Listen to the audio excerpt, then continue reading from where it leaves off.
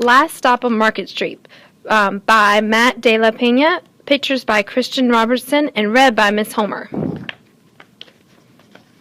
CJ pushed through the church door, skipped down the steps. The outside air smelled like freedom, but it also smelled like rain, which freckled CJ's shirt and dripped down his nose. He ducked under his Nana's umbrella, saying, "How come we gotta wait for this bus in all this wet rain?"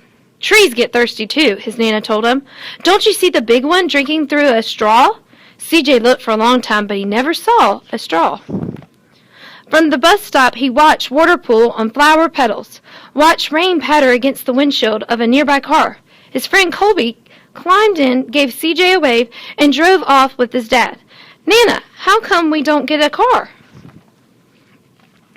"Boy, what do you need a car for? We got a bus that breathes fire and old Mr. Dennis, who always has a trick for you." The bus creaked to a stop in front of them. It sighed and sagged, and the doors swung open. "What's that I see?" Mr. Dennis asked. He pulled a coin from behind CJ's ear, placed it in his palm. Nana laughed his deep laugh and pushed CJ along.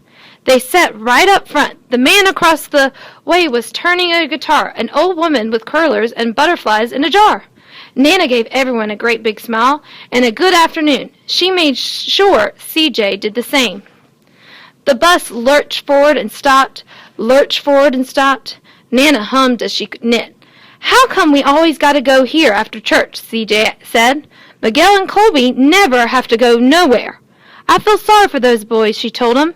"They'll never get a chance to meet Bobo or the Sunglass Man.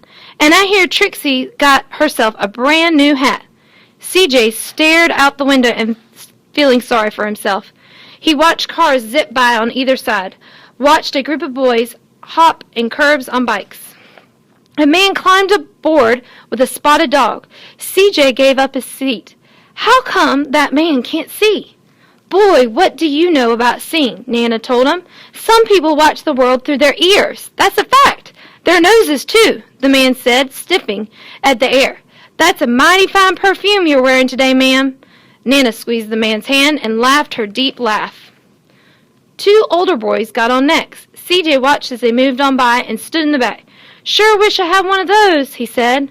Nana set down her knitting. "What for? You got real live things sitting across from you. Why don't you ask the man if he'll play a song?" CJ didn't have to. The guitar player was already playing strings and beginning to sing.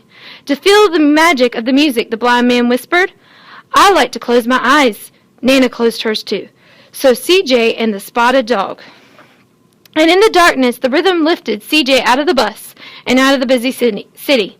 He saw sunset colors swirling over crashing waves, saw a family of hawks slicing through the sky, saw the old woman's butterflies dancing free in the light of the moon. CJ's chest grew full, and he was lost in the sound, and the sound gave him the feeling of magic. The song ended, and CJ opened his eyes. Everyone on the bus clapped, even the boys in the back.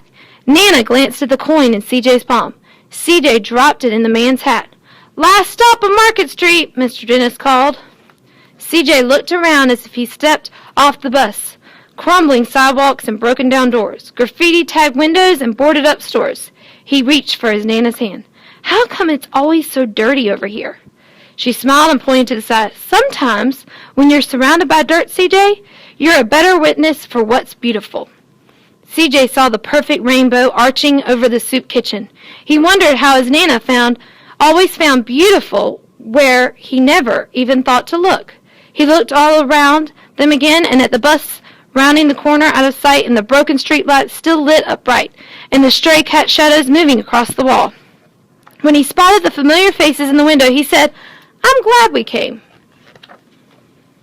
He thought his Nana might laugh, her deep laugh, but she didn't. She patted him on the head and told him, "Me too, CJ. Now come on." The end.